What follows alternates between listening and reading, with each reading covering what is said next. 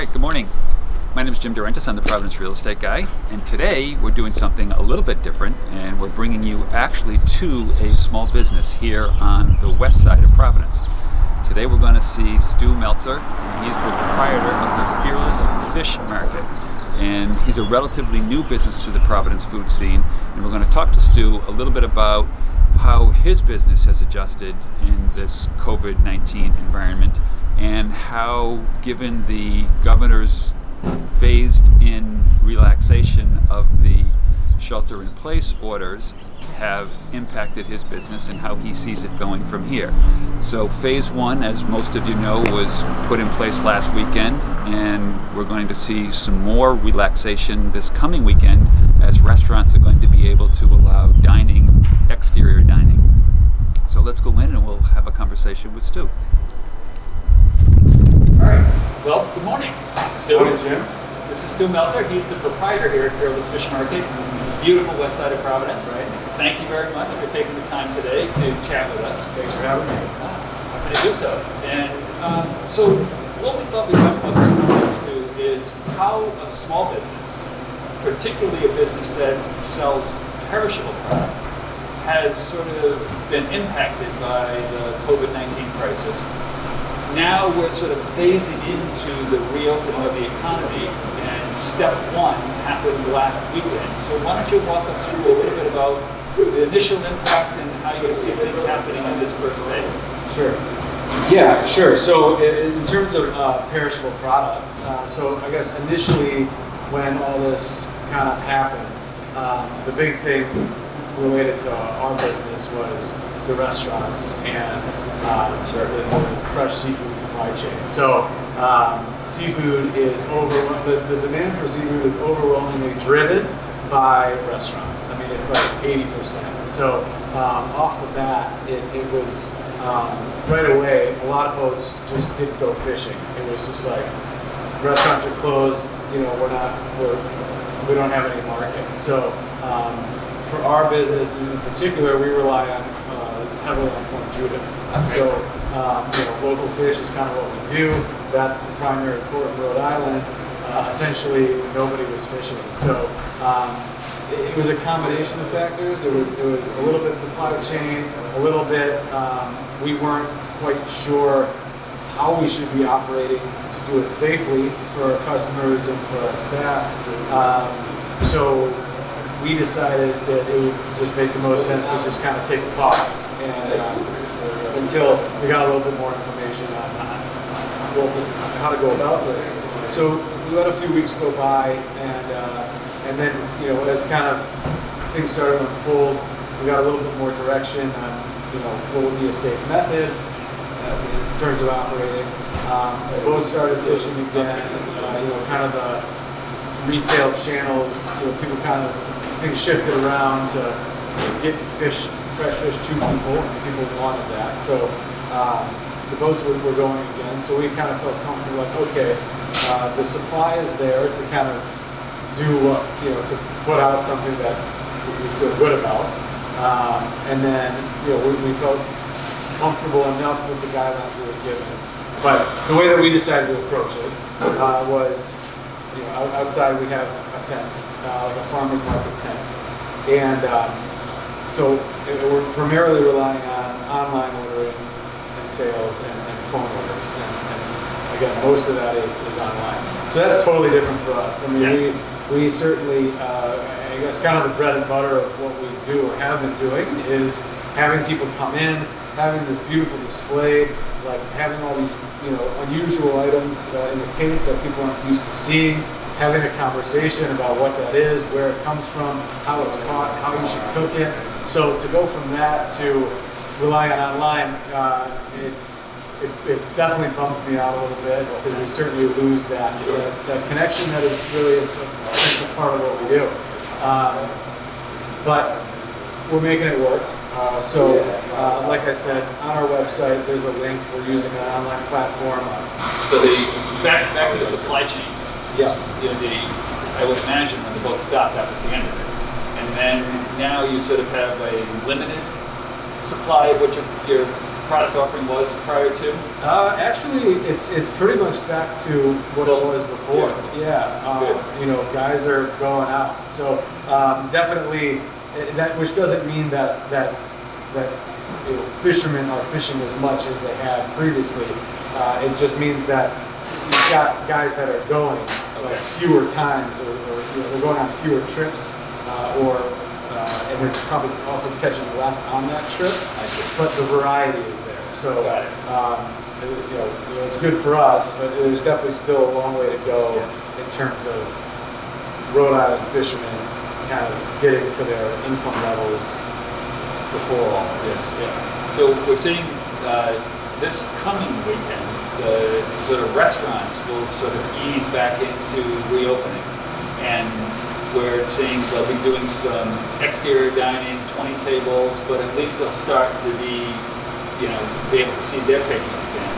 Do you see the supply chain starting to pick up even further now as that business starts to reopen? I would think so. Yeah, it definitely seems to be like with any little kind of progression in the restrictions, that it makes a meaningful difference in volume. So I would think so.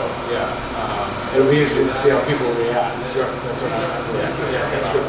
Yeah, you know, getting back to the online ordering, curbside pickup. I mean, I know, you know, that's how you sort of been able to get your product out to your customer base, and you know, it's nice to be able to see the fresh fish come back into the marketplace, because the limits at a lot of the supermarkets are very, very different than what they were prior to, you know, this whole crisis. So, you know, it would seem to me that I know I, as a client, welcome being able to come back and see the product array again. Yeah, I mean, definitely the response has been great, and it kind of took me a little bit by surprise. And, you know, we started when I guess back to the kind of our rollout. The first week that we reopened, we only did frozen, which went really well. But once we kind of reopened it to fresh, and then now as we've kind of really started getting back into our, you know, the normal kind of like big variety that we have, there's just a lot of interest, which is, you know, which we appreciate the support for sure. And I'm just grateful that we're able to. It's certainly not perfect, as I was mentioning, but I'm just grateful that we're able to, you know, be here for folks and give them an option. And so that's all been. We have a table set up, like a 6-foot table, and we'll just slide you your order, and that's been working fairly well. And then the last component to it is, if you did want to just rock up and buy fish, walk in. That we do accept that. We're encouraging people to order ahead of time. Certainly, we're not going to turn you away. And you can walk up. We have a list of what we have available. I'll walk through it with you. You know, unfortunately, it's not as rich of an experience as we do with the case, but it gets the job done. And we'll just take we prefer credit card, but we're not. We'll take whatever currency you want to pay in, and we'll take care of that way. So it seems the space here certainly allows for social distancing. So you'll be able to accommodate clients as they sort of ease back into the retail market. Yeah, I think. I mean, like I said, we could do it now if we wanted to. I think it's just we feel a little bit more comfortable still doing it this way. We can kind of control the environment a little bit more, that it's outside, and be sure that we're kind of keeping everybody safe. But it does seem like pretty soon we'll be able to kind of restart the coming into the store operation. Do you see changes in the product mix at all? Do you see you moving to some prepared foods, or offering similar sort of, you know, grab and go type situations? Or working on it for sure. I mean, before this happened, we had, you know, we did a kind of a handful of prepared items. We had a bluefish pate, a fish stock, a fish salad, a squid salad, a soup. Now the weather's getting warmer, so probably will, shift more to salad than soup. But I definitely want to get back to that. I think there is probably a demand for it. it's nice to see a business like yours, who is relatively new to the marketplace, has been able to adapt and survive, and hopefully will come back even stronger. You know, we expect maybe by the end of the summer to be back to, you know, some sort of sense that was more like prior to the outbreak of the virus. And so before we leave you today, any parting words of wisdom, anything that you see in the future, and how you might alter the way you do business here? I think that, you know, I think one of the benefits of this has been that it kind of gave us a little time and space, because, you know, getting the online ordering put together was something that we wanted to do since we started. Okay. But you know, you get rolling and you get in the mix, and that kind of gets put on the back burner. So certainly, I'm happy that it's been an opportunity to kind of add that to our service portfolio, if you will. Yeah. And so certainly happy about that. And then in addition is the frozen program. So that was something that I've kind of wanted to do for a long time. Okay. It takes time, you know. We're very we take every product that we bring in here and every purveyor that we bring it in from very seriously.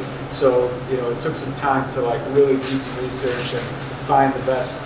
There's a frozen program that we were excited about, and we've got that, and that's really been excellent, and people have responded really well, and I think that's something that kind of will continue to be kind of a popular offering that we have.